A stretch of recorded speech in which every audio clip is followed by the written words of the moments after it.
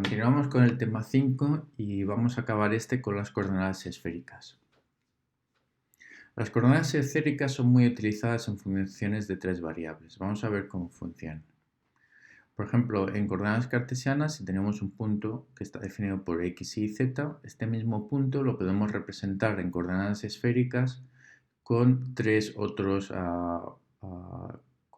coordenadas, que va a ser el radio y dos ángulos, z y bar phi. Z es el ángulo que está definido entre el eje de las zetas y el vector, mientras que bar phi es el ángulo que está definido entre la proyección del vector en el plano xy y el eje de las x. Fijaros que es muy diferente a las coordenadas cilíndricas, porque en las coordenadas cilíndricas no teníamos dos ángulos, solamente teníamos uno, que era este ángulo de aquí, y después no teníamos la componente z. Ahí teníamos la componente z, mientras que aquí no la tenemos.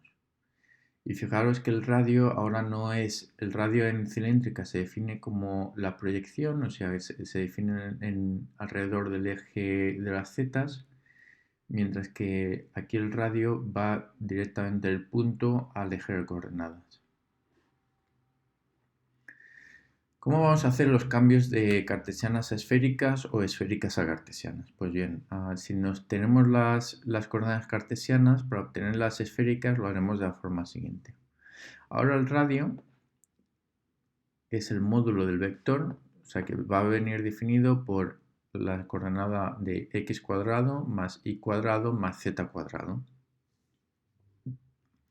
El ángulo z, si nos fijamos, pues va a ser el coseno de este, va a ser el cateto adyacente, que es la componente z, dividido por la longitud del vector, que es el radio. O sea que va a ser z dividido entre r.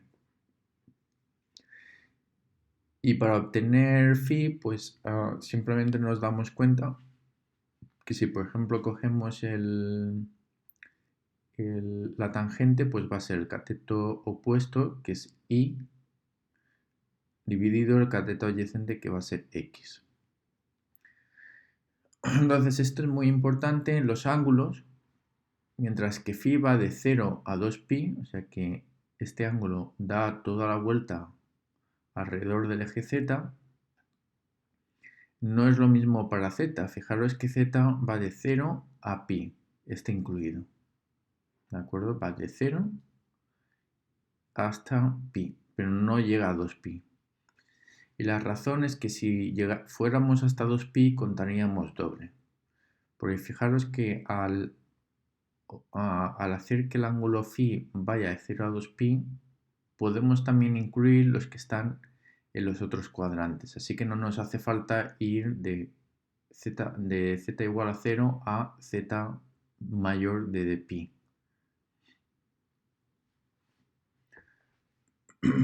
Y, por ejemplo, si nos dieran las coordenadas esféricas, ¿cómo pasaríamos a cartesianas? Pues bien, uno puede ver, haciendo relaciones con los ángulos y el radio, que podemos obtener las tres componentes. Por ejemplo, para x podemos ver que si hacemos r seno de z, me va a dar r seno de z, me va a dar este ángulo de aquí, que es justamente la longitud de la proyección, y ahora el coseno de esta proyección me va a dar x, mientras que el seno de esta proyección me va a dar y. Y z es el más sencillo porque es simplemente r por el coseno de z.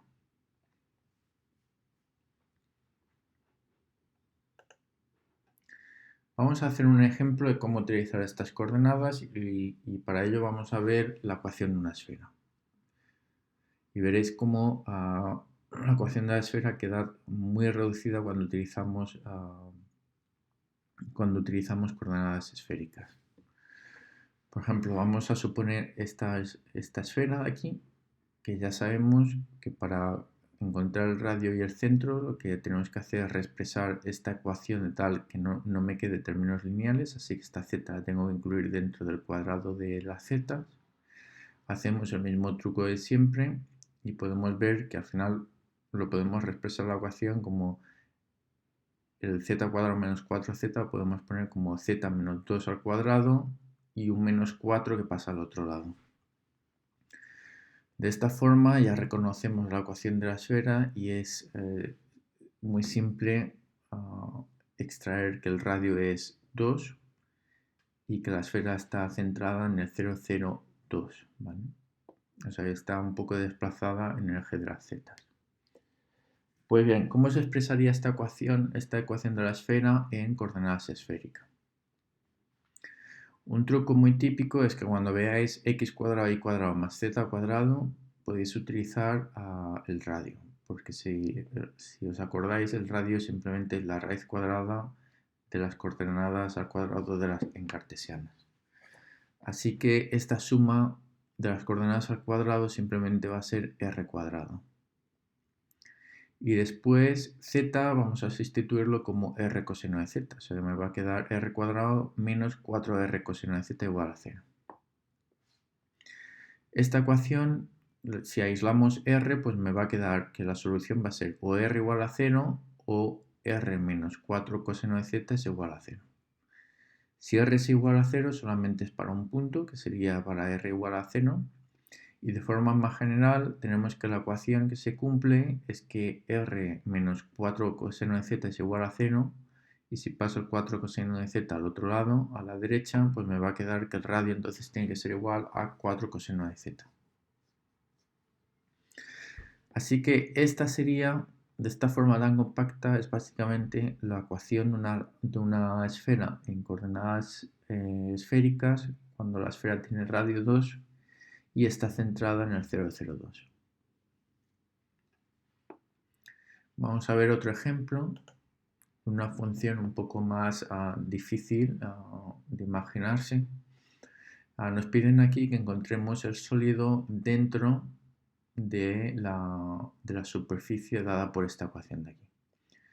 Si cogéis Wolfram alfa y representáis esta ecuación, veréis que tiene esta pinta que he dibujado en esta gráfica.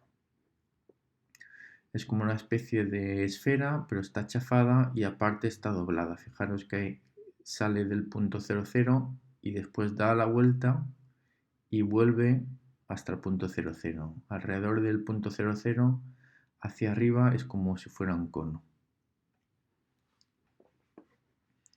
Pues bien, vamos a encontrar esta ecuación para el caso de coordenadas esféricas.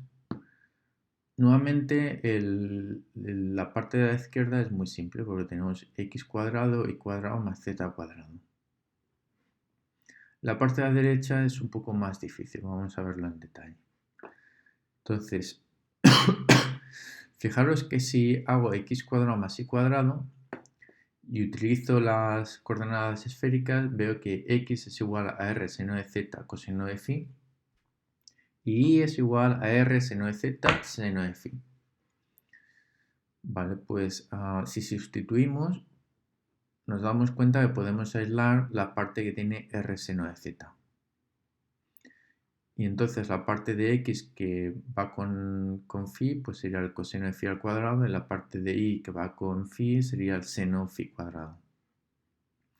Pero fijaros que el coseno de un ángulo al cuadrado más el seno del mismo ángulo al cuadrado es igual a 1. Así que este término entre paréntesis es igual a 1 y me queda que x cuadrado más y cuadrado es simplemente r cuadrado seno cuadrado, que es básicamente la longitud de la proyección del vector al cuadrado.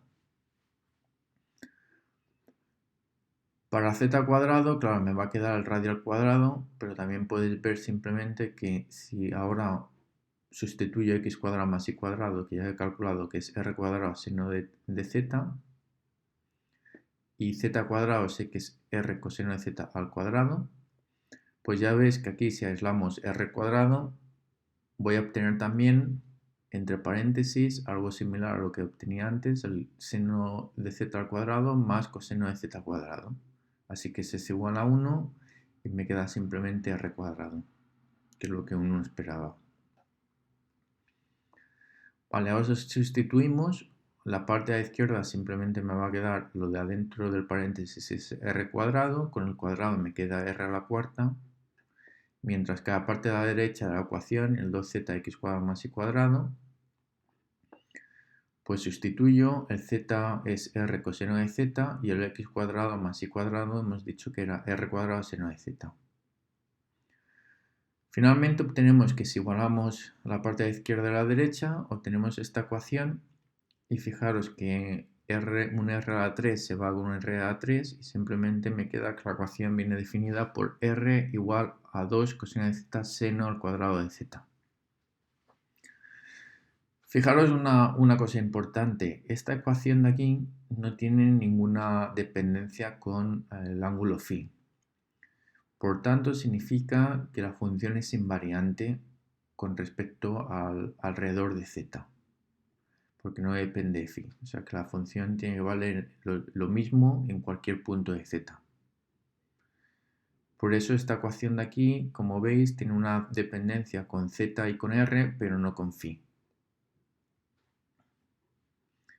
Pues con esto ya acabamos el tema 5, que serán las coordenadas esféricas, y podéis empezar a hacer problemas de dibujar diferentes funciones en dos variables, superficies y también transformaciones en coordenadas cilíndricas, esféricas, polares.